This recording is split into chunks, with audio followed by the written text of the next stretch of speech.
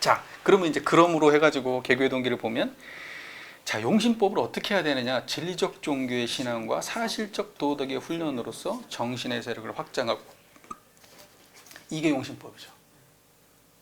이게 용신법입니다. 그리고 그렇게 하면은 어때요? 파란고일체정령을 광대무량한 낙원으로 인도하는데, 파란고일체정령을 광대무량한 낙원으로 인도하려고 하면 자리타법을 써야 된다는 거예요.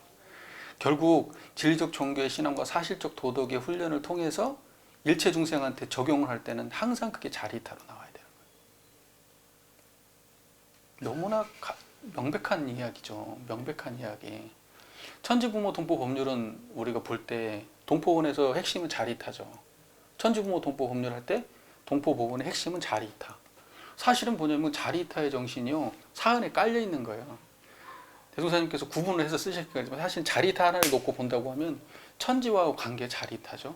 부모와의 자식과의 관계가 자리타죠. 또 내가 무자력자를 돕는 관계가 자리타죠. 그러니까 나도 이로움을 받았으니까 저쪽에 이로움을 줘라, 자리타란 말이에요. 나를 거쳐서 저쪽으로 이익이 가게 만드는 거예요.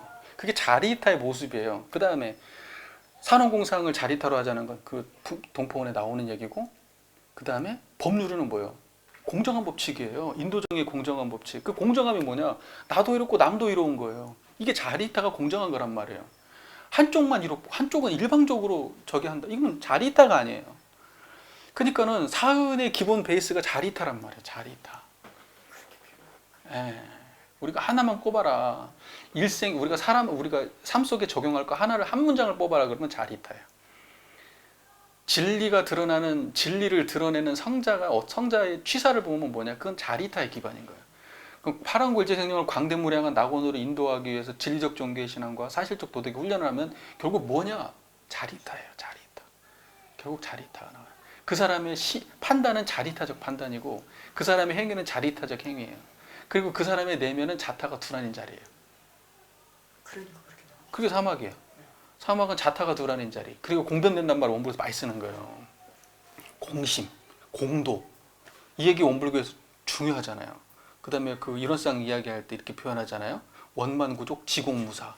지극히 공변돼서 사사로움이 없다. 이 얘기가 들어가는 이유가 그거예요.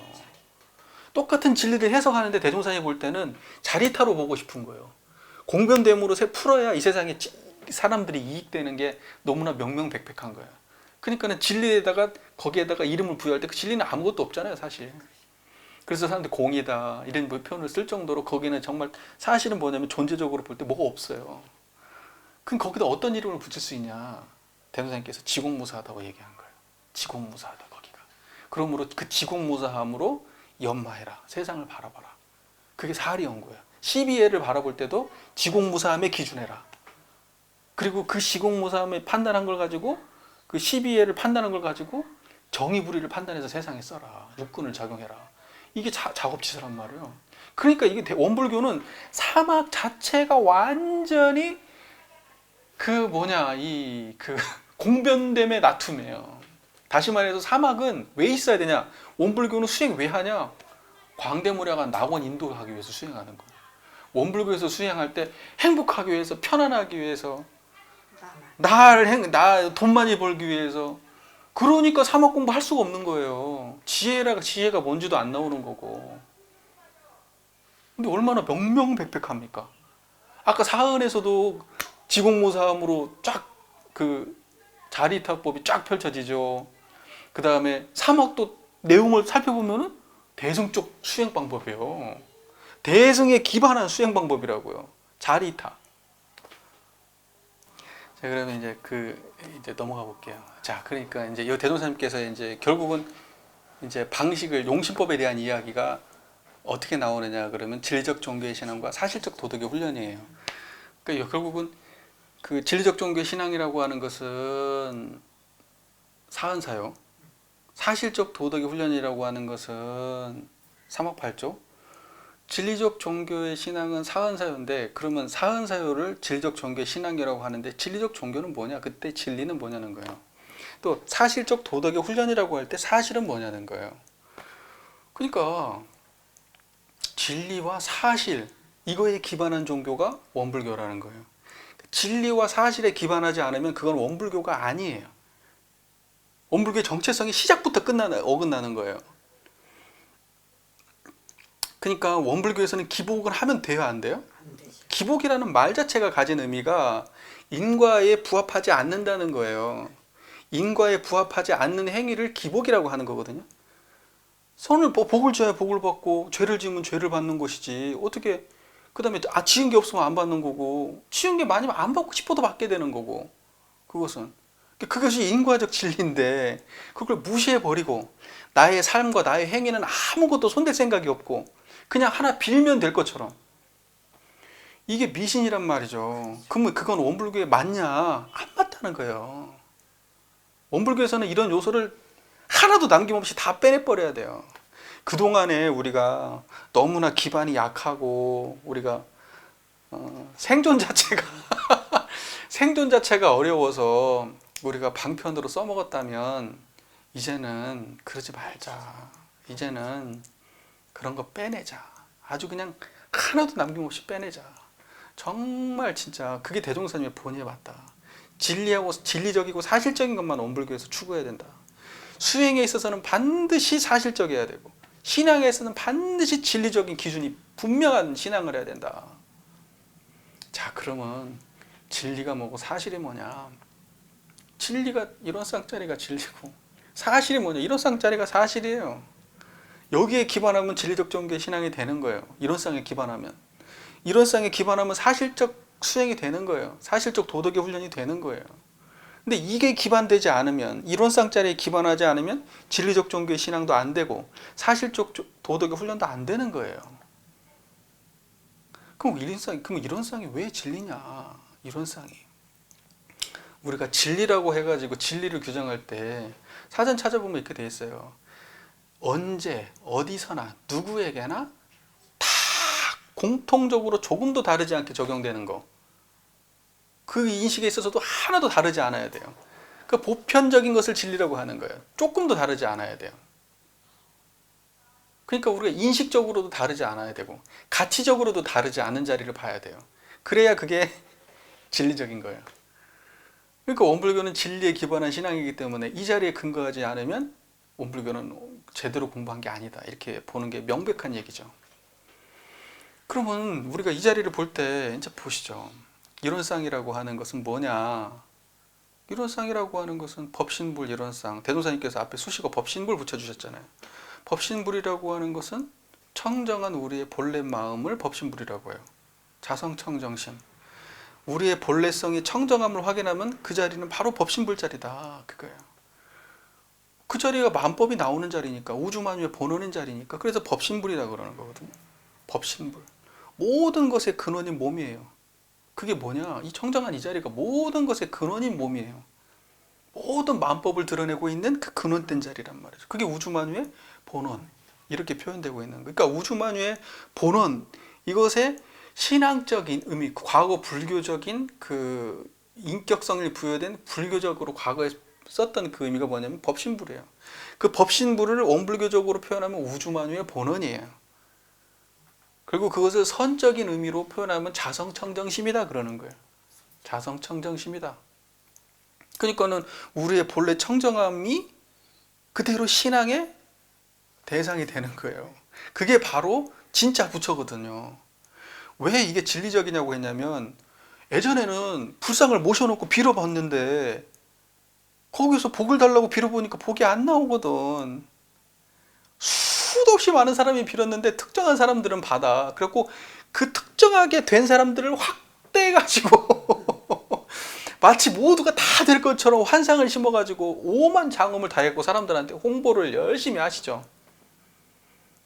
그러나 그것은 받을만 하니까 받으신 거지 일방적으로 빌어갖고 된 게 아니란 말이에요. 그게. 근데 그 해석을 그렇게 하는 거예요. 빌어서 됐다고. 아니요. 받을만 하니까 받은 거예요. 그 정성으로 딴 것도 열심히 하신 거예요. 예? 죽을 때가 안 됐으니까 안 죽은 거고 받을 때가 됐으니까 받은 거예요. 그러지 그걸 해석을 그렇게 굳이 거기다가 붙여갖고 해석을 할 필요는 없잖아요. 만약에 그렇게 된다고 하면 다 돼야지. 그렇죠. 다 돼야지. 100만 원 넣어가지고 1000만 원 받는다고 하면 당연히 100만 원 넣어야지.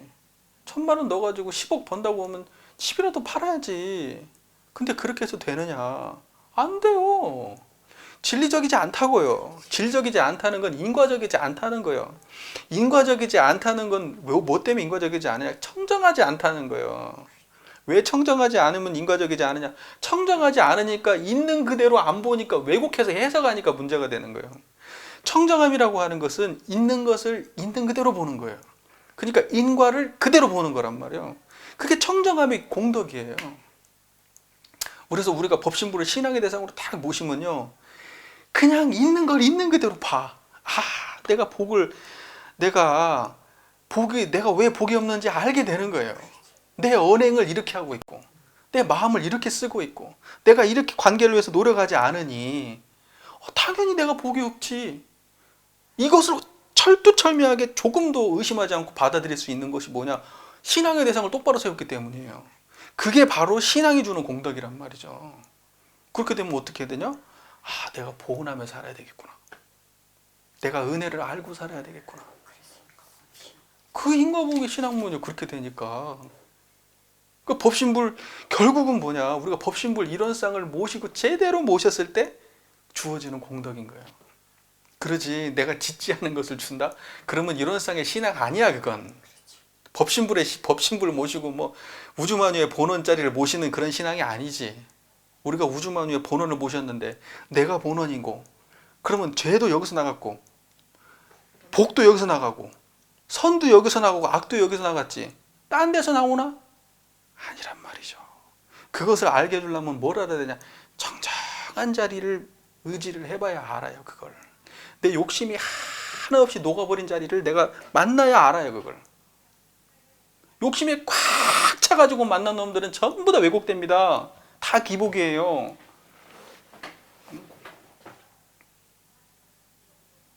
그래서 뭐 진리적 종교의 신앙이라는 말이 나오는 형식이 성립이 되는 겁니다.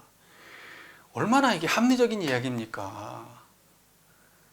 이게 얼마나 합리적인 이야기예요. 얼마나 이게 미래적이고 여기에 눈꼽만한 기복도 없는 거예요.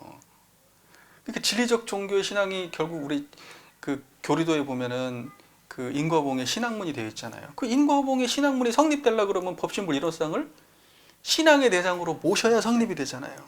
그리고 이론상을 신앙의 대상으로 모시면 인과가 훤히 드러나고, 인과가 드러나니까 피은, 보은, 배은이 다 드러나고, 피은, 보은, 배은이 드러나니까 당연히 보은행을 하게 되는 거예요. 그럼 보은행까지 이 사람이 가려고 하면 결국은 이 자리를 모시지 않으면 보은행이 안 가죠. 왜? 인과를 어설프게 하니까 안 가지는 거예요. 그러면 결국은 우리가 실행이 된다고 하는 것은 확실하게 이 자리를 모신 분이고, 이 자리를 확실하게 못 모시면 실행까지는 못 가는 거예요. 대종사님께서 배은을 이야기하실 때 모르는 것도 배은이라고 얘기하잖아요. 그렇지. 이 자리를 모르면은 이론상의 청정함을 안 모셨으니까 이론상에 대한 배은이요. 이론상을 모셨어. 그러면 왜 안 드러나? 피은, 보은, 배은이 다 드러나지. 있는 그대로 드러나지. 근데 이 자리를 안 모시니까 왜곡돼가지고 안 드러나. 그거 배은이다 이거예요. 니놈. 응? 배은이.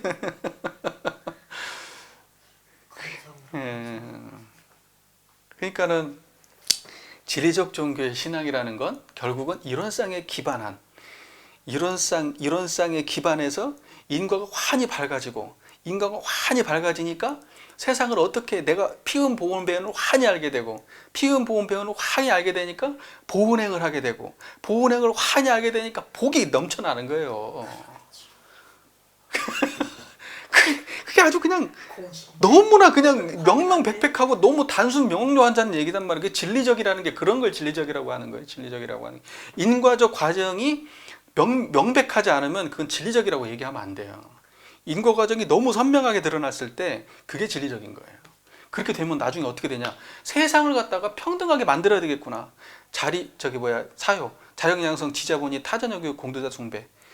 우리 세상을 이렇게 만들어야 되겠구나. 이런 세상을 만들어야 광대무량한 낙원세계가 되겠구나. 이제 여기까지 가는 거예요.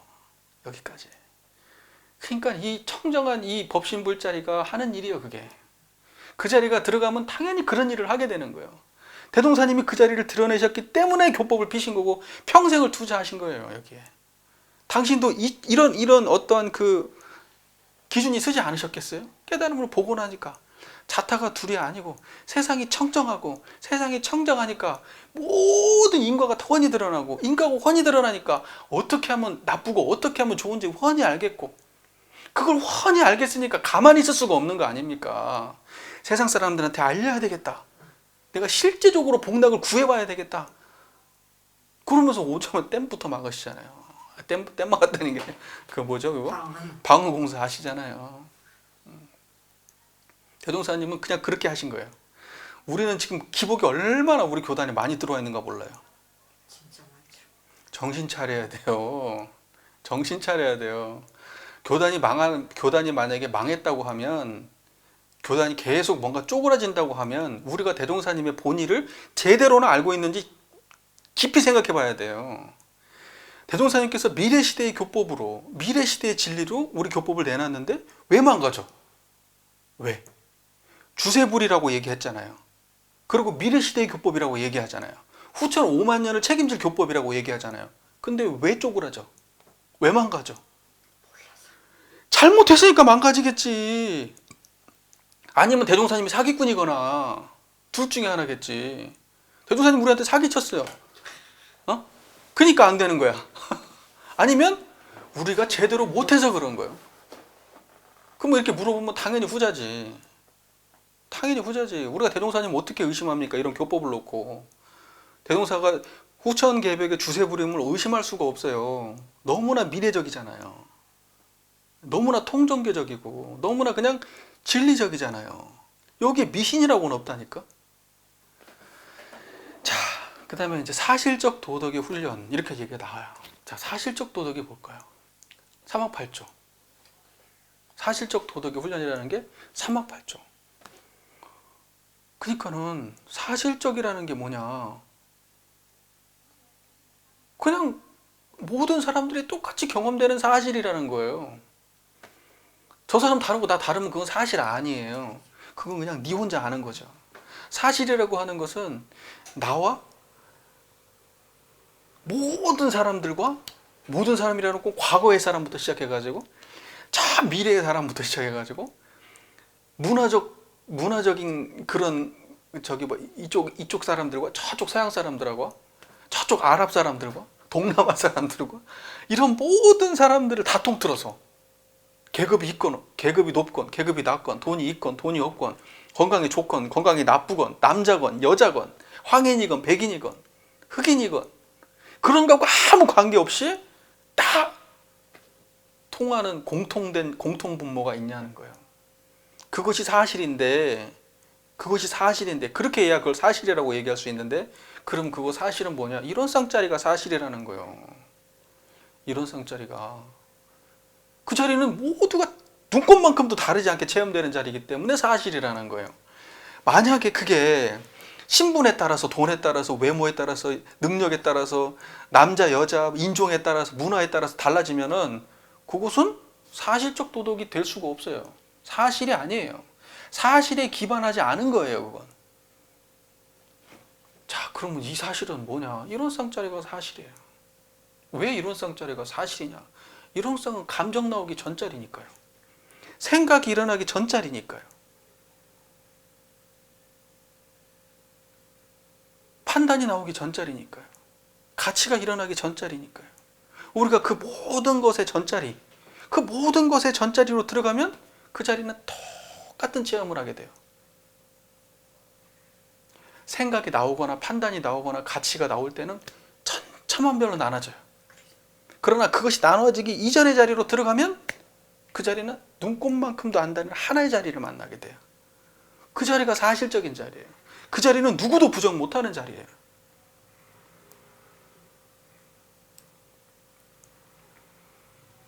근데 이거 잘 모르죠. 이건 몰라요. 우리 원불교가 어디에 기반해 있느냐? 일체 중생의 본성에 기반해 있단 말이에요. 일체 중생의 본성에 기반해 있다는 것은 뭐냐? 일체 중생이 전부 다 천차만별로 다른 종류의 인간들인 것 같은데 본래성은 하나도 다르지 않다라고 하는, 바로 그 다르지 않음에 기반해 있는 종교가 그게 바로 사실적 도덕의 훈련을 하는 종교인 거예요. 이게 너무 중요한 얘기죠. 근데 종교에 들어와가지고 그 안에 차별이 있고 이러면 안 되는 거죠. 무슨 뭐 법의를 주는데 법의를 사정하는 데 있어서 오래 다니고 조금 다니고 그거 뭔 상관이 있어요? 오래 다니고 조금 다니고 법의하고 아무 관계 없어요. 그 다음에 그 다음에 이거 있잖아요. 뭐 지식이 많고 지식이 조금 적고 이것도 아무 법의하고 관계 없어요. 잘생기고 못생기고 학교 많이 나오고 조금 나오고 이것도 아무 법의하고 관계 없는 거예요. 헌금금 많이 내고 헌금금 조금 내고 교무님하고 친하고 교무님하고 안 친하고 이거하고 아무 관계 없는 거예요. 교당에서 어떤 역할을 맡았고 회장을 본고회장을 맡고 뭐하고 그거하고 아무 관계 없는 거란 말이에요. 그게 일체중생의 본성이에요. 남녀노소 유무식을 막론한다. 그렇죠. 남녀노소 유무식 선악귀천을 막론하고 하나도 다르지 않은 그 자리가 있단 말이에요. 거기에 기반하지 않는 종교는 종교가 아니죠. 그리고 그런 종교는 존재할 수도 없고 오랫동안. 그러니까는 원불교라고 하는 건 시작부터가 뭐냐면 세계 일체 인류를 위한 종교로 탄생한 종교예요. 그게 이론상은 이론은 우주만유의 본원, 재불재성의 시민, 일체중생의 본성이라고 딱 못 박았잖아요. 우주만유의 본원이라고 딱 못을 박았을 때 이것은 우주적 종교구나. 모든 것에 근본되는 자리를 말하고 있는 종교구나. 재불재성의 시민이라고 말할 때 통종교적 종교구나. 어떤 성자도 안 버리고 모든 성자를 존중하고 모든 성자의 깨달음을 전부 다 우리가 받아들이는 종교구나. 일체중생의 본성을 얘기할 때 이 자리는 모든 인종과 모든 성별과 모든 것을 다 초월해서 문화와 모든 걸 다 초월해서 역사적으로 있었던 과거부터 미래까지를 모든 걸 초월해서 모든 인류가 다 똑같은 한 자리를 말하는 거구나. 그게 원불교가 시작할 때 딱 내놓고 시작한 거예요. 그냥 그게 원불교입니다. 그게 불교라니요. 원불교가 정말 이런 얘기를 들으면은 이 사람들이 대종사님을 어떻게 보는 사람들인가, 과연 저 사람이 대종사의 제자인가, 이런 얘기를 불교가 한번 찾아볼 수 있어요? 스케일이 커요. 원불교는 스케일 자체가 크다고요. 모든 성자를 인정하는 종교가 어디가 있어요? 모든 성자의 시민이라고, 모든 성자의 가르침을 다 존중하는 종교가 어디 있냐고요. 과거에 없어요. 오직 원불교만 있어요. 그리고 앞으로의 새로운 종교가 나온다고 해도 여기에 기반하지 않으면 원불교 새로 나온 이유가 없어요. 만약에 우리 원불교 이후에 새로운 신종교가 나온다? 그러면 이건 기본으로 넘어서야 돼.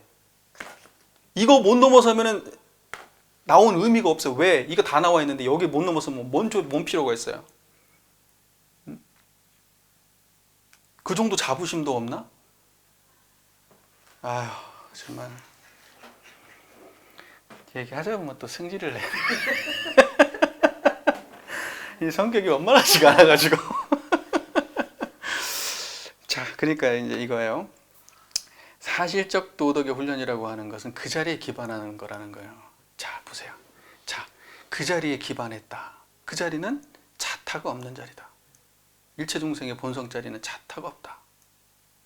나와 남을 구분하거나 나와 남을 종교로 구분하지도 않고 지식으로 구분하지도 않고 가진 걸로 구분하지도 않고 외모로 성별로 피부색으로도 구분하지 않는다. 그 자리가 공변되다는 거예요. 그 공변된 기반이 시비애를 어떻게 구현할 건가? 이게 지혜예요. 그 공변된 기반을 가지고 시비애를 봐야 되는 거예요. 원근친소와 희로애락과 여기에 끌리지 않고 시비애에 끌리지 않고 시비애를 봐야 되는 거예요. 어떤 것이 옳고 어떤 것이 그르고 어떤 것이 이롭고 어떤 것이 해로운가? 답은 자리이타예요. 이 자리에 기반하면 자리이타인 거예요. 이 자리에 기반하면 공변된 거예요. 사사로움이 없는 거예요. 그러니까 사사로움이 없는 그 자리에 바탕해 가지고 시비애를 판단한다. 이것을 보고 사리연구라고 하는 거예요. 원래의 그 일체중생의 본성인 차별 없는 그 자리를 갖다가 청정한 그 자리를 우리가 양성한다. 이게 정신수양이에요. 그걸 가지고 시비에 그대로 구현한다. 이게 사리연구고. 그리고 그걸 보고 정의라고 하는 거고, 그리고 그걸 실제로 실천에 옮긴다, 육군을 통해서. 이걸 보고 작업 취사라고 하는 거고. 그게 바로 사실적 도덕의 훈련이라는 거예요. 그게 사실적 도덕의 훈련이다. 그러니까 진리도 진리적이라고 할 때 그것은 이론상, 사실적이라고 할 때 그것도 이론상입니다. 그러니까 진리든 사실이든 이것은 전부 다 이론상의 다른 모습인 거예요. 진리를 갖다가 신앙적으로 쓰면은, 이론상을 갖다가 신앙적인 측면에서 쓸 때는 진리적이라고 쓰는 거고, 이론상 이 한 자리를 갖다가 수행적인 면으로 갖다 쓸 때는 사실적이라고 쓰는 겁니다. 자, 이게 바로 정신의 세력을 확장하는 거예요. 그러니까 정신의 세력을 확장한다는 것은 이 두 가지에 기본해야 된다는 거고, 정신의 세력이 확장된다는 그, 다시 말해서 정신이라고 하는 것은 뚜렷하고 고요하여 분별성과 주착심이 없는 경지, 마음이 뚜렷하고 고요하여 분별성과 주착심이 없는 경지, 이것이 정신이요. 이것을 확장된 것을 보고 정신의 세력이 확장이라고 하는 거예요. 이 자리가 확장되니까 신앙도 제대로 인과가 훤히 드러나고, 이 자리가 확장되니까 정의행이 되는 거예요. 이거죠. 예, 그러니까 이걸 보고 정신의 세력이 확장된 모습은 결국 사은 보훈하는 모습이고, 정신의 세력이 확장되면 결국은 그것은 정의 실행이 되는 거예요. 결국은 이것이 정신의 세력의 확장인 겁니다. 그러니까 원불교에서 정신개벽, 이것은 정신의 세력의 확장이죠. 정신개벽의 다른 말이죠. 정신의 세력을 확장하는 거예요. 이 정신개벽이 뭐냐? 이거예요. 정신개벽의 구체적인 내용은 사은 보훈하는 거고, 사막 실천해가지고 정의 실행하는 거예요. 이게 정신개벽이에요. 그러면 정신개벽의 본질이 뭐냐? 이론상짜리요. 이론상짜리를 갖다가 크게 열고 크게 드러내는 거예요. 그게 개벽. 정신을 갖다가 열고 여는 거예요. 계속해서 이 자리를 확대시키고 확대시켜가지고 삶에 적용하고 수행에 적용하는 거예요. 이게 정신개벽이에요. 그거의 단면을 보여주신 모습이 뭐냐면 사마팔주인 거예요. 정신개벽을 하면 어떻게 신앙을 하고, 정신개벽을 하면 어떻게 수행을 하는지, 그걸 보여주신 거란 말이죠. 그렇게 될 때 물질의 세력을 항복받는다. 다시 말해서 아까 얘기했던 모든 산업공상에 대한 지식과 기술, 박람박식, 이 화려한 물질 문명, 이 모든 것들을 항복받는다. 내가 주인이 되어서 거기에 끌려가지 않고. 그러면 끌려가지 않고 주인이 돼서 항복받아서 구체적으로 활용하는 모습이 뭐냐? 자리이타요. 자리이타요. 그 모든 물질의 세력을 자리이타로서, 이게 항복받은 모습이에요. 항복받는다고 하니까 가만히 앉아갖고 입장에 들고 있으면 항복받은 거 아니에요. 실제로 이 사람이 판단하고 행위하는 가운데 자리이타적 태도가 그대로 나오게 만드는 거, 이것이 항복받은 사람이죠. 항복받은 사람. 이기적이다? 끝난 거예요. 그건. 고고죠. 예. 고고하다고 그러지. 수행을 겁나 열심히 해. 막 좌선을 엄청 열심히 하고 수행을 엄청 열심히 했어요. 그랬는데 나중에 보니까 이 사람이 뭐 판단하는데 판단이 시비애가 영 어설퍼. 그리고 이기적이고 하는 행동을 보면 막 지만 챙기고, 그런데 수행을 겁나 잘한대요. 좌선도 겁나 오래 하고, 기도도 엄청 열심히 한대요. 근데 사람들이 감정 해야 될지도 모르고, 사람들 감정 상하는 소리나 픽픽 해대고, 자리타라고는 눈꼽만큼도 못 찾아보는데 저 사람은 신앙을 열심히 하는 사람이다, 이 사람은 수행을 열심히 하는 사람이다 얘기해요. 자, 행위는 존재하나 진리성이 있어요, 없어요? 없죠. 진리적 기반이 없는 행위만 있는 거예요. 그렇죠. 그래놓고 그걸 인정해주고 있어요, 우리 교단에서. 이런 짓은 안 해야죠. 이런 짓은. 그걸 인정하는 사람들은 자기도 그걸 몰라서 그러는 거예요. 엄밀하게 얘기하면. 알면 그게 되나? 알고는 안 돼요, 알고는. 자, 이제 광대무량한 낙원이라고 나와요. 광대무량한 낙원은 아까도 얘기했다시피 물질 문명과 정신 문명이 조화를 이루는 그런 세상. 동과정이 골라맞는 그런 세상. 자, 그 다음에 모든 그 문명이 통합 활용되는 세상. 또 우리 이제 문명적으로 그렇고, 또 종교적으로는 모든 종교 성자들의 가르침이 전부 다 통합 활용되는 그런 세상, 이런 곳이 광대무량한 낙원이죠. 광대무량한 낙원에는 안 들어올 게 없어요. 못 들어올 게 없는 거예요. 왜? 광대무량하니까. 그렇죠. 거기에 어디가 거기에 못 들어올 곳이 있냐? 못 들어올 게 없어요. 광대무량한 데는. 광대무량하다는 것은, 그러면 우리가 살고 있는 이 세계가 광대무량하냐? 물질의 세계는 광대무량하지 않아요. 물질의 세계는 광대무량함이 없습니다. 광대무량한 세계, 뭐 크다 해봐야 어디가 제일 커? 이 무슨 63 빌딩이 커? 뭐 엠파이어 스테이트 빌딩이 커요? 뭐 두바이에 있는 뭐 빌딩이 커요? 자, 그거보다 더 큰 게 뭐야? 지구가 커요? 태양이 커요? 은하계가 커요? 어디가 커요 도대체? 그거보다 더 크면 더 큰 게 뭐가 있겠지. 우리는 그 큰 것을 생각하는데 그것도 한량이 있는 거예요. 그러니까 무량은 아니지. 광대무량은 아니요. 어떤 게 많은 거예요? 항아사 모래수가 많다고 하지만 항아사 모래수도 셀 수가 있어요. 막상 마음먹고 세면 왜 못 세겠어? 요즘 같은 기술에 무언가 세상의 모든 것은 유한한 거예요. 유한한 거란 말이에요. 그러니까 광대무라고 하는 것은 물질 세계 속에 존재하는 세상이 아니에요. 그것은 정신이 개벽됐을 때 세상을 광대무량하다고 얘기하는 거예요. 아무리 큰 것도 마음 안에 들어와요. 아무리 작은 것도 마음 안에 들어오고, 그걸 보고 능소능대하다 그러죠. 작은 것도 아무리 작아도 여기서 벗어나는 얘기가 없고, 아무리 큰 것도 이 마음자리 하나를 벗어나지 않아요. 그래 우주만유의 본원이라 그러는 거예요. 아무리 많아도 여기에 다 담기고, 아무리 작아도 다 여기에 들어와요. 그게 우주만유의 본원이고 광대무량한 자리예요. 그게 광대무량하다 그러는 거예요. 그 자리는 헤아릴 수가 없어요. 크기가 있어야 헤아리지. 그 자리는 무게가 없어. 무게가 없으니까 헤아릴 수가 없어. 색깔이 없어. 색깔이 없으니까 헤아릴 수가 없어. 그건 무량이야, 무량. 뭐가 있어야 헤아리지. 그리고 뭐가 있어야 크도 작다가 있지. 그 자리는 뭐가 없어. 그러니까 크다 할 것도 없고 작다 할 것도 없어. 그래서 그 자리를 광대무량하다고 하는 거야. 광대무량하다. 그럼 광대무량한 낙원을 건설하려면 반드시 법신불 이론상자리에 기반이 안 되면 광대무량한 낙원을 얘기할 수 없는 거예요.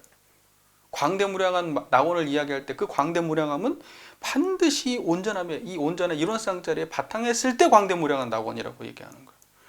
아니면 그냥 낙원이라고 해야지. 천국이라고 하든지 극락이라고 하든지. 극락은 아니지. 극락이라고 하는 것은 이제 이론상을 드러난 걸 극락이라고. 극락이라고 하면 뭐죠? 고락을 초월한 걸 극락이라고 하니까 개념적으로 굳이 표현하자면, 낙원 그러면 이제 이것은 이제 현상계를 말하는 거예요. 현상이 구체적으로 펼쳐지는 세상을 말하는 거예요. 그러니까 광대무량한 낙원 그러면 이 광대무량함이 드러난 현상 세계. 이걸 광대무량한 낙원이라고 얘기해야죠. 그러니까 모든 개개인들이 전부 다 진리적 종교의 신앙과 사실적 도덕의 훈련 이론상자리에 기반해가지고 이걸 했어. 그러한 사람들 개개인마다가 깨어나고 깨어난 사람들이 모여 사는데 거기가 광대무량한 낙원이지. 광대무량한 낙원이 어디 있겠어요? 극락 그러면 안 돼. 광대무량한 게 극락이지. 그러니까 극락이라고 하는 것은 현실 세계에 존재하는 게 아니고 그 부처님의 마음 세계를 극락이라고 하는 거니까 거기는 극락, 뭐라 그랬죠? 고락을 초월한 걸 극락이라고 하죠. 그 다음에 선악을 초월한 걸 지선이라 그러고, 요것은 이제 낙원. 낙원이라고 하는 것은 현상에 우리가 살고 있는 이 세상을 말하는 거야. 그러니까 개개인이 낙원을 만들어야 되고요. 개개인이 광대무량한 그 낙원에 살아야 되고, 그 사람들이 많아져야 돼. 그게 우리가 해야 될 일이에요. 그 대강열애위나 출가위나 이런 분들은 뭐요? 광대무량함으로 모든 사람들을 광대무량하게 인도하기 위해서 자기 삶을 던져버리신 분들이 출가열애위가 되는 거예요. 광대무량함도 모르는 사람들이 대빵 노릇하고 있으니까 교단이 임원장 아니에요 지금. 광대무량한 자리도 모르는 사람들이. 아이고, 얘기하다 보면 또 이른다고. 또 시작이네 저 인간 또 시작이네. 그러니까는 우리 개교의 동기가 참 이게 사실은 양으로 따지면 한 페이지도 안 되는 양 아니에요. 진짜 몇 줄 안 되잖아요. 근데 여기가 그냥 얼마나 압축해가지고 들어가 있는 거예요. 이 지금 내용이. 그러니까 알 수가 있죠. 자, 대동사님께서 이제 이렇게 얘기해요. 네, 물질 문명 이제 이 정도면 이제 거의 이제 끝나는데 그 물질이라고 하는 거, 물질의 이제 다른 모습이 예를 들면 이런 거예요. 우리 일상수행요법에 보면은 요란함, 어리석음, 그름이 없다. 요란함, 어리석음이 그름이 있는 게 물질의 도회란 말이죠. 그 다음에 밑에 보면은 사은세로 상업할때 쭉 나오잖아요. 거기에 뭐 이제 그 뭐부터 나오죠? 신과분과 의와 성으로서 불신과 탐욕과 나오를 제거하고 원망생활, 감사생활을 돌리고 타락생활, 자력생활을 돌리고 배울 잘 배운 사람 돌리고 가르치지 못하는 사람 잘 가르치는 사람으로 돌리고 공익심 없는 사람을 공익심 있는 사람으로 돌리자고 얘기 나오잖아요. 그게 대동사님께서 세상을 바라볼 때 진단했단 말이에요. 그 병이라고. 요즘 사람은 배울 줄 모른다, 가르칠 줄 모른다, 은혜를 모른다, 원망생활만 한다. 이 이야기를 대동사님이 세상을 진단하고 이거 지금 물질 문명의 도처의 모습이 이거다 이렇게 얘기한 거야. 그러니까 물질 문명에 우리가 수행한다고 할 때 결국은 뭐냐면 이 대동사님이 개교의 동기의 모습이 그대로 적용된 거예요. 그것이 전부 다 물질 문명을 개벽하기 위한 내용이거든요. 이론상 예를 들면 자 보세요.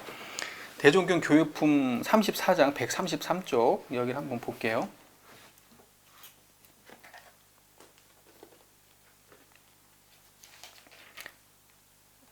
133쪽 대종사 영산에서 선은 대중에게 말씀하시기를 지금 세상은 전에 없던 문명한 시대가 되었다.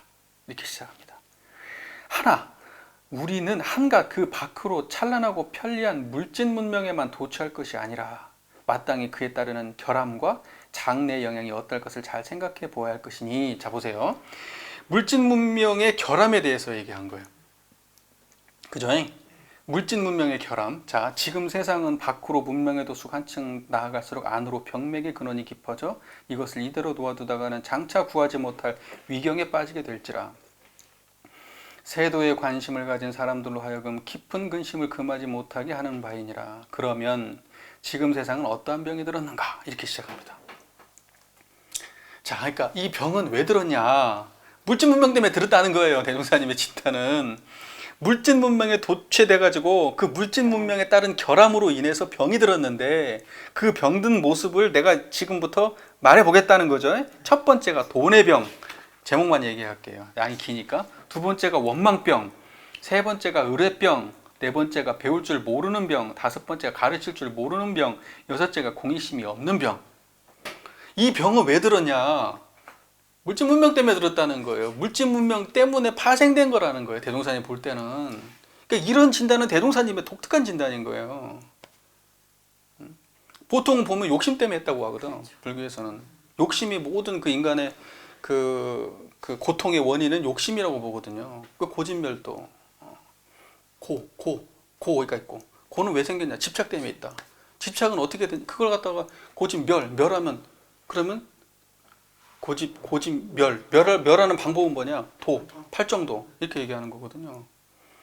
그러니까는 뭐냐면 멸이라고 하는 건 열반이고 그 멸하려면 팔정도가 있어야 된다. 이제 이런 말이죠. 그러니까 집착으로 본단 말이에요. 그럼 집착의 원인은 뭐냐? 그 욕망이에요, 욕망 인간의 욕망, 가래 막 갈증나는 욕망. 그거 못하면 막 안 될 것 같고 막 목 타는 것처럼 막 그것을 막 추구하는 인간의 욕망 때문에 그 모든 고통이 발생된다고 본 거예요. 대종사님은 여기에 문명사적인 의미가 더 들어가 있는 거예요. 물질 문명의 발달이 원인이다 이렇게 보는 거예요. 그것 물질 문명의 발달로 함에 따라서 이런 모든 문제가 발생된다. 물질 문명에 결함되는 부분이 생긴다 이거죠. 물질 문명은 그대로 괜찮죠. 아니 물질 문명 좋은 거라고 생각하지. 그런데 분명히 물질 문명에도 결함이 있다 없다? 물질 문명에 결함이 있다. 이제 이거죠.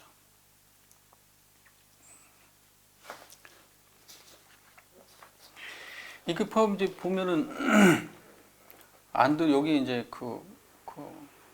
어딘가에는 다 사람들이 포함이 돼요. 뭐 여기 이제 대략적으로만 이렇게 밝혀주셨지만 사실은 뭐냐면 대종사님께서 이렇게 밝혀주실 때 우리는 이것만 보는 게 아니라 이것만 있지는 않죠. 대종사님께서는 일단을 보여주신 거지. 일단을 보여주신 거지. 물론 이게 아주 이제 큰 이야기들이지만 사실은 세밀하게 따지고 개별적으로 또 따지면 왜 없겠어요? 더 많겠지. 이런 모습들이 병맥이. 그러니까는 결국은 대종사님의 이러한 시대 진단, 그때 현아 과학의 문명이 발달됨에 따라라고 할 때 당신의 시대 진단 안에는 이러한 병맥의 병에 대한 진단도 있었다는 거죠. 이렇게 볼 수 있는 거죠. 자, 대종경 교의품 35장 한번 보실까요?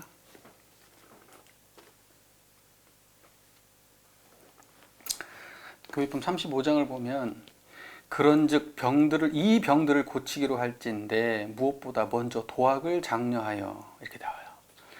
분수에 편안하는 도, 근본적으로 은혜를 발견하는 도, 자력생활하는 도, 배우는 도, 가르치는 도, 공익생활하는 도도도도도 나와요. 도도도도 나와요. 그러니까 도라고 하는 것은 길을 이름인데, 자 보세요. 도. 그럼 도가 뭐냐는 거예요. 우리가 생각할 때는 이러한 방법을 도라고 생각하다 쉽잖아요. 방법. 이렇게 하는 방법. 그럼 대종사님께서 그러면 여기에 보면 자력생활하는 도, 자력생활하는 방법에 대해서 구체적인 이야기가 있고, 뭔 구체적인 이야기가 있고, 무슨 도 그러면 도마다 다 다른 도가 있냐? 그렇지 않단 말이죠. 그 도는 이런 쌍짜리를 도라 그러는 거예요. 이런 쌍짜리를 운전하는 것을 보고 도덕이라 그래요. 그 자리가 드러났을 때가 도고, 이걸 운전하는 걸 도덕이라 그러는 거예요. 이거 이따 나타나는 결과. 이것에 기반해서 무언가가 이것에 기반해서 나타나는 것, 이것이 수행이고, 이것에 기반해서 나타나는 그것, 이것이 신앙이에요. 그러니까는 이 도라고 얘기할 때 이것은 뭐냐? 반드시 이런 쌍짜리예요. 그러니까는 이렇게 해석해야 돼요. 자, 분수에 편안하는 이런 쌍짜리, 근본적으로 은혜를 발견하는 이런 쌍짜리, 또 자력생활하는 이런 쌍, 배우는 이런 쌍, 가르치는 이런 쌍, 공익생활하는 이런 쌍, 이 한 자리가 이 모든 것을 해내는 거예요. 그래서 대종사님께서 이 법신불 이런 쌍을 신앙의 대상과 수행의 표본으로 모신다고 했기 때문에 이 얘기가 가능해지는 거예요. 그러니까 우리가 하는 모든 해법들은 그 기반이 다 이런 쌍이에요. 이런 쌍이라고 하는 그 도에 기반하지 않으면 안 되는 거죠. 이 모든 병맥은 다 이런 쌍이 드러나야 고쳐지는 거예요. 중요한 얘기죠. 중요한 얘기입니다. 말만 살짝. 자, 재미있는 얘기가 그 밑에 있어요. 가르쳐서 사람으로 하여금 안으로 자기를 반성하여 각자의 병든 마음을 치료하게 하는 동시에 선병자의라는 말과 같이 밖으로 세상을 관찰하여 병든 세상을 치료하는 데 함께 노력할지니라. 그러니까 자기의 병도 치료하고, 자기가 병을 치료해봤으니까 잘 알 거 아니냐는 거예요. 네가 병 먼저 들어본 놈 아니냐. 그러니까는 그 병 들어본 사람이 의사다. 그 사람이 다른 사람도 병 치료할 수 있는 거예요. 그러니까 병 안 들어본 놈은 모르는 거예요. 그러니까는 이게 그 사실은 뭐냐면 병 자체가 병을 들어봤다. 그리고 병이 들었다. 이게 사실은 지혜가 되는 거예요. 이게 자체가. 그러니까 이것을 갖다 고쳐보고 이걸 운전해 본 사람은 그대로 이것을 다른 곳에 쓸 때는 지혜가 되는 거예요. 그러니까는 중생심, 이건 하나도 버릴 게 없어요.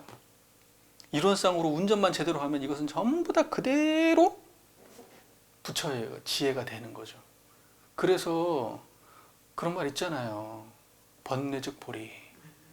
중생의 모든 번뇌는 탐진치를 비롯해가지고 수도 없이 인간들이, 군상들이 얼마나 108번뇌를 끓이고 삽니까? 그 수많은 번뇌가 이런 쌍짜리 한 자리 딱 드러나가지고 정리되면 그 전부 다 보리예요.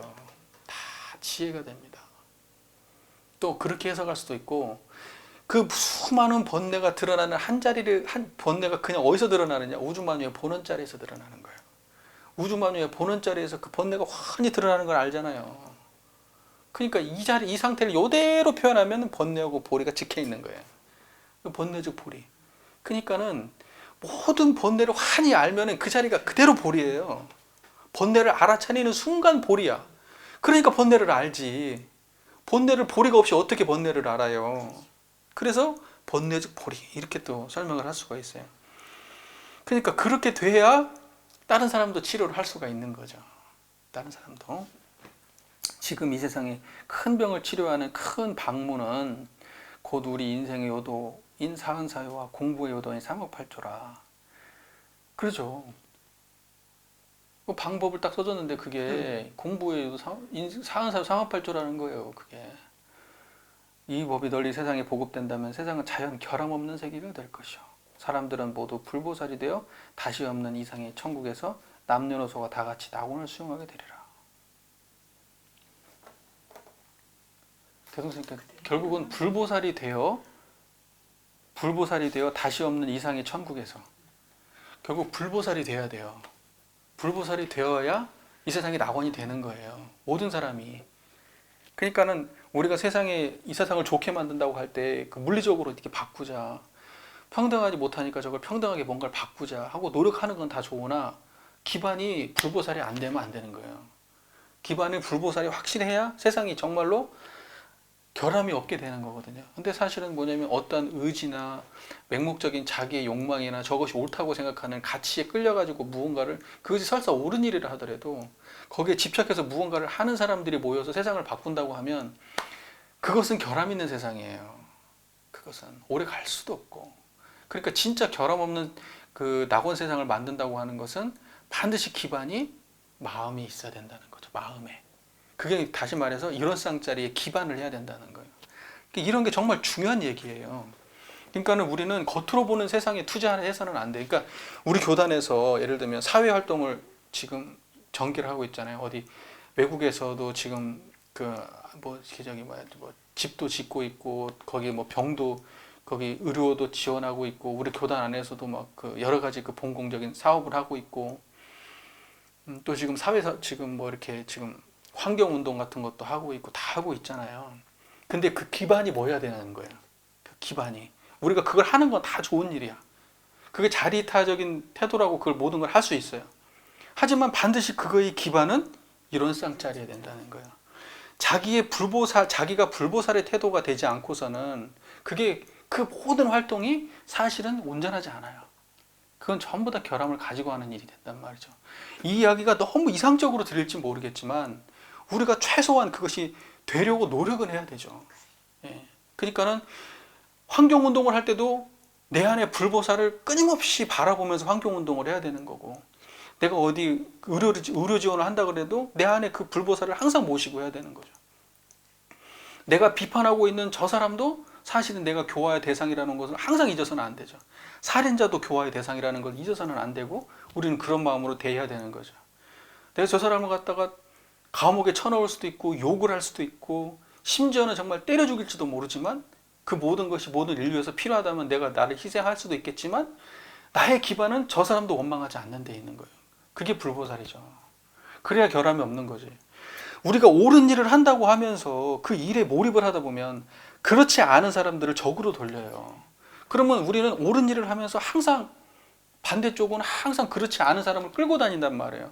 그러면 이 자체로 그냥 결함이에요. 그냥 시작부터 결함이에요. 그러면 이 결함으로 끝까지 간다 한들 그냥 결함이에요. 한편으로 보면은 되는 부분이 있으니까 좋아라고 할지 모르겠지만 대종사님의 입장에서 볼 때는 결함인 거예요. 그러니까 한 중생도 버리지 않을 때 그게 온전한 거예요.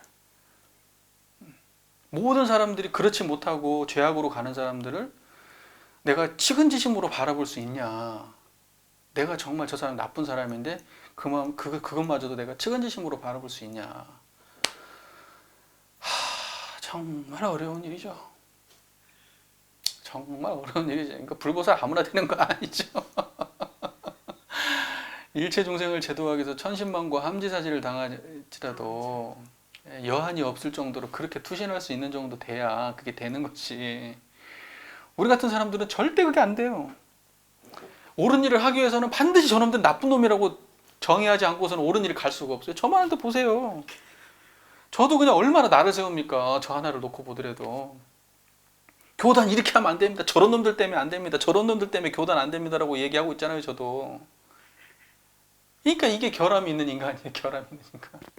우리는 그렇게 안고서는 이게 되질 않아요. 그런데 하나도 버리지 않아야 돼요. 불보살이 돼야 돼요. 다. 그래야 결함 없는 낙원입니다. 그러니까 어떠한 올바른 행위라도 한쪽을 죽이는 행위는 그것은 깊이 생각해 봐야 돼요. 깊이 생각해 봐야 돼요. 과연 그게 진짜로 광대무량한 낙원으로 갈 수 있는 길인지. 그리고 대종사님께서 그 우리 교대본 그 얘기가 나오죠. 정말 말세가 되면은 도덕이나 정치나 혹은 무력으로 배은 중생을 제도한다고 돼 있어요. 그때 배은 중생을 제도하는 그 사람들은 어떤 마음으로 하냐면 내가 그 업을 감당하려는 마음으로 하거든요. 그때는 사람도 죽여요. 그때 나오는 성자들은 사람도 죽여요. 엄청나게 많은 사람을 죽일지도 몰라요. 하지만 그렇게 하지 않으면 더 많은 사람이 죽기 때문에 어쩔 수 없을 때. 근데 그런 사람들은 뭐냐면 자기의 그 모든 그 업을 감수하면서 그 일을 해낸다는 거죠. 몰라서가 아니라 훤히 다 알고도. 네. 그 사실은 뭐냐면 내가 남을 죽이는 거지 시라고 겉으로는 보이지만 결국은 자기 자신을 철저하게 죽이면서 그 모든 중생 제도를 위해서 자기를 던지는 거거든요. 그 정도까지 갈 수 있냐 우리가. 못 간다는 거지. 어렵다는 거지. 하지만 그건 알고는 살아야 된다는 거지. 그러니 출가의 명함 아무데다 붙이면 안 돼요. 그냥 뭐 아무데나 출가위래. 정말 내 정말 어이가 없어요. 진짜 아무데나 출가위야. 그냥 막 개나 소나 출가위야. 정말 창편지도 모르고. 아이고 그렇습니다. 자 보세요. 이제 그 정산정사 법 한번 볼까요? 경륜편 19장 810쪽.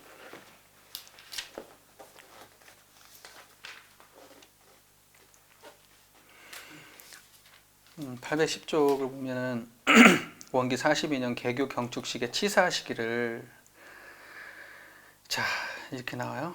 우리가 건현 1월부터 시작한 도원 용창과 세계평화 특별 대기도 행사의 남은 정성을 더욱 합치며 정관평 재방언 사업과 대종경 편수 사업과 장학회 사업 등에 서로 주인이 되어 한 가지 이 대업을 계속 수행하자 하시고 오늘을 기념하여 이제 여기서부터죠. 우리 대종사의 개교 정신을 더욱 철저히 인식 체득하여 물질이 개벽되니 정신을 개벽하자 하신 재생의세의 대이상을 이 지상에 실현하기 위하여. 대이상이죠.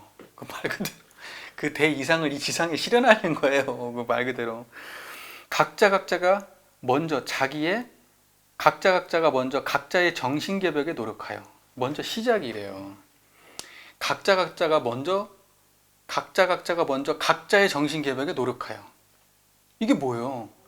이런 쌍을 기반으로 사은사유 삼합발조 제대로 하라는 얘기잖아요. 이걸 기반으로 하라는 거잖아요. 마음중생 제도, 그 다음에 마음세계 치료, 끊임없이 정진하라. 이렇게 하는 거예요. 이게 첫 번째. 그 다음에 동시에 이렇게 나가요. 동시에라는 것은 이거 끝내고 저거 한다는 게 아니라 이거 하는 동시에 같이 한다는 거죠. 이 정신으로 국가와 세계에 널리 호소하여 이 정신을 국가와 세계에 널리 베풀어서 그죠? 우리가 다 같이 바라는 마음의 자유에 의한 대자유세계. 대자유세계는 결국 그냥 형상적으로만 있는 게 아니고 마음의 자유에 기반한 이론상과 사은사유 상업팔조에 기반한 대자유세계라는 거죠. 마음의 자유자리가 어딘데요? 이론상짜리죠. 마음의 평화, 이게 마음의 평화가 뭐예요? 이것도 이론상짜리란 말이죠. 이 이론상에 의한 대평화세계. 이 이론상에 기반해서 평화를 만들어도 이 이론상에 기반해야 된다는 거예요. 그 다음에 마음의 문명에 의한 대문명세계. 모든 문명의 근본 자리가 어디겠어요? 마음의 문명이죠. 다 한 마음이 만들어낸 거 아닙니까? 거기에 기반해 있는 거 아니에요? 그 마음의 문명에 의한 대문명세계. 이때의 문명이라고 하는 것은 참 모르겠네. 하여튼 이 마음의 문명에 의한 대문명세계를 건설하여 영육이 쌍전하고 이사가 병행하는 일대 낙원의 모든 동포가 함께 즐기자. 영육상전 이사병행이 일대 낙원의 모습이야. 영육상전. 그러니까는 우리의 내적인 그 모든 내적인 자유, 내적 평화, 내적 문명 여기에 기반해서 세계를 만들어야 된다. 이게 영육상전인 거예요. 그러니까 내적 기반은 뭐예요? 신앙과 수행이에요. 그리고 외적인 건 뭐예요? 우리 지금 살고 있는 세상이란 말이에요. 이게 지금 정신 문명과 물질 문명이 조화를 이루는 세상이란 말이죠. 그죠? 이거 다른 모습이에요. 이사병의 일과 이치가 병행하는 거. 그것도 마찬가지죠. 우리가 이 자리가 대소유무가 드러나는 자리고 12예로 현상세계를 구현해야 되는데 이 12예는 반드시 어디에 기반해야 되냐? 대소유무에 기반해야 된단 말이에요. 대소유무가 이론상짜리니까. 그 이론상에 기반해가지고 현상세계 12예를 갖다가 바르게 구현한다. 이게 일대낙원이죠. 이게 일대낙원이죠. 자, 개교의 동기는 이제 이런 모습이다 생각하시면 돼요. 그러니까 개교의 동기는 반드시 한쪽을 버리는 모습이 아닌 거예요. 반드시 두 개가 문명과 조화를 이루는 거고 버릴 수도 없죠. 우리가 살고 있는 땅이 어딘데요 지금. 먹고 자고 입고 싸고 이걸 어디서 하고 있는데 이걸 버리자고요. 이걸 버리자는 이야기를 하는 순간 그 사람은 그야말로 꿈꾸고 있는 거예요. 이게 진리도 아니고 사실도 아닌 거예요. 물질 문명을 버리자? 인간의 욕망을 아예 그냥 버려버리자? 이것은 뭐 진리예요, 사실이에요, 그게. 그게 가능키는 한 얘기예요. 우리 인류가 어떻게 물질 없이 존재해 온 적이 한 번도 없는데, 먹지 않으면 바로 죽어요. 우리 이 기반이 뭔데요? 이게 호흡하지 않으면 죽어요. 우리는 그 기반으로 우리가 삶을 살아오고 있는데, 물질을 버리자? 단지 조화로워야 된다는 거예요. 자리이타가 돼야 된다는 거예요. 모두가 이로움에 기반해야 된다는 거예요. 그게 안 되니까 문제죠. 그러니까 천지와 인간이 조화롭지 않잖아요. 너무 많이 그냥 문명이라는 게 다른 모습이 문명이라는 건 결국은 이 자연을 착취하면서 만든 게 이게 인간의 문명이에요. 이게 물질 문명이라고 하는 것은 결국은 자연을 탐구하고 자연을 착취하고 하는 과정에서 생긴 게 인간의 문명이란 말이죠. 근데 조화로움이 전혀 없어요. 일방적이야. 한도 끝도 없어. 저쪽이 망치든 말든 상관없어. 나만 좋으면 돼. 근데 결국은 그게 자기를 갉아먹을 거란 말이죠. 대종사님께서 동포원의 초목금스까지 얘기가 나와요. 그러면 부모와의 관계가 없이 인간이 존재할 수 있나? 그런 거 없죠. 그 다음에 내가 무자력할 때 도움 안 받고 컨 이 존재가 지구상에 단 한 명이라도, 단 하나라도 있어요? 무자력할 때 다 도움 받고 그렇게 큰 거예요. 그러면서 무자력할 때 도움 많이 받은 놈은 잘 성장하고 도움 못 받은 사람은 성장 못 한 거예요. 그 자기가 받은 건 생각 안 하고 그냥 모든 건 내가 이룬 것처럼 야 너도 네가 해 나도 내가 했어 웃기고 있네. 그런 거 아니거든요. 내가 머리가 좋으면 하늘이 주신 거예요. 네가 잘나서 얻은 게 아니고 너라고 이야기할 수 있는 그것은 청정한 자리밖에 없는 거예요. 본래 너는 아무것도 없는 거예요. 그 안에 물질은. 물질적 기반이 어디 있습니까? 우리가 부모 미생전이라는 화두가 있잖아요. 부모한테 이 몸 받기 전에 그 나는 뭔데요? 그게 전부 다 받은 거예요. 기억까지도 어떻게 보면 이 노력하는 이 성격까지도 요즘엔 DNA 그 유전공학 발달해가지고 인간이 전부 다 유전된다고 하는 게 그거 전부 다 그렇잖아요. 그럼 뭐라 그래요?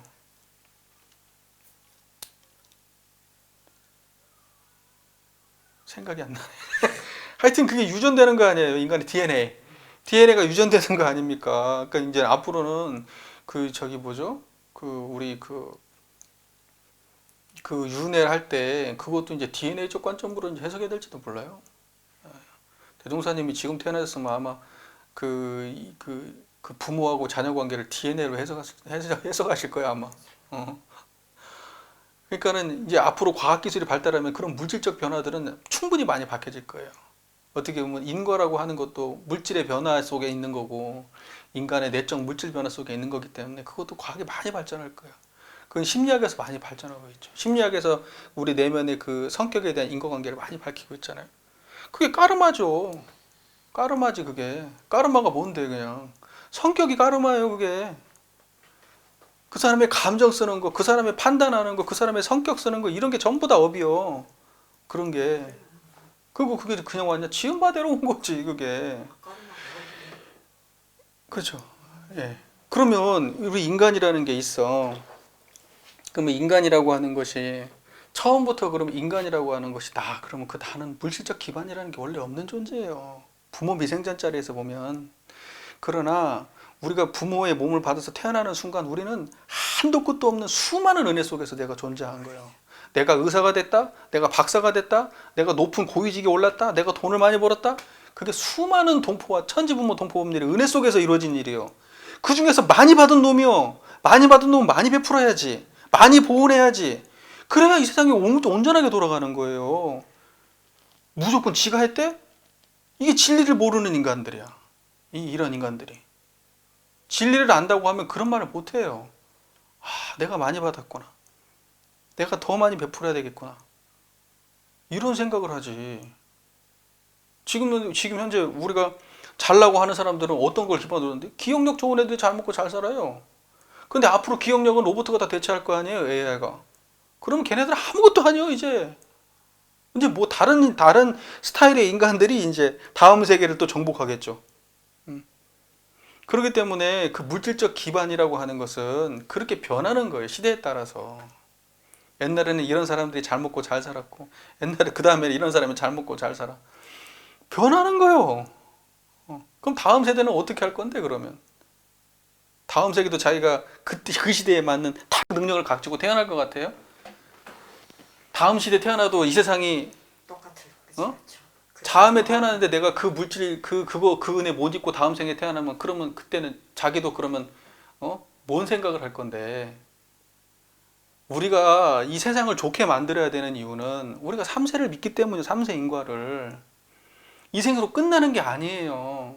다음 생에 우리가 또 와. 내 자식이 또 오고 내가 가진 물질적 기반이 언제까지 갈 줄 알아요? 내가 가진 명예가 언제까지 갈 줄 알아? 몇 세대까지 내 밑에 자식까지 갈 줄 알아요? 어느 한순간에 무너지는 거예요. 그러면 내가 이 세상을 어떻게 구현해놨냐? 내가 살 때 이 세상을 위해서 이 세상을 그 광대무량한 낙원을 만들기 위해서 얼마나 노력했냐? 이게 내 다음 생에 왔을 때 내 다음 생을 규정하는 거예요.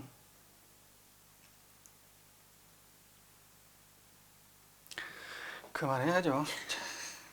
예, 많은 얘기를 했는데 이제 개교의 동기는 전반적으로 이제 이렇게 말씀을 드린 사실은 뭐냐면 오늘 말씀드린 이것이 우리 교리 어찌 보면 진짜 저 끝에서부터 저 마지막까지 지금 다 얘기를 한 겁니다, 사실은. 나머지는 이제 이거의 이제 다른 모습의 버전들이거나 아니면 조금 더 상세한 얘기고 구체적인 얘기에 불과하고 사실은 개교의 동기가 그래서 너무 중요한 거예요. 이 개교의 동기를 어느 정도로 파악하고 있냐, 이 사람의 서원이라든가 신앙관이라든가 수행관이라든가 이 모든 것을 이 개교의 동기를 어느 정도 깊이 이해하고 있냐에 따라서 그걸 알 수가 있어요. 정말 중요한 거예요. 그러니까 개교에 대한 동기에 대한 이해가 깊지 못한 애들은 출가를 해도 애들 하는 짓 보면은 이상한 거예요. 또 개교의 동기 이해가 깊지 못하니까 교도님들도 봐도 이게 지금 우리 원불교를 왜 다니는지, 원불교에서 뭐 하자는 건지 몰라요. 학교에서 정규교육을 마치고 온 애들도 모르니까 말할 것도 없지. 잘 모르니까. 그러니까 이 개교의 동기라고 하는 것을 모든 사람들이, 하여튼 원불교에 오는 모든 사람들은 이 개교의 동기를 철저하게 이해를 해야 돼. 철저하게. 그래서 우리 교토님도 주변에 많이 좀 알려주시고, 개교의 동기도. 또 새로운 사람들이 누가 온다 그러면 개교의 동기도 많이 공부도 알려주시고, 이거 정말 개교의 동기 중요하다. 이게 정말 짧지만 이걸 깊이 있게 이해를 해야 원불교를 갖다가 온전하게 잘 이해할 수 있다. 이야기를 자주 들려주셔야 됩니다. 긴 시간 경청해 주셔서 감사합니다. 감사합니다. 네, 감사합니다.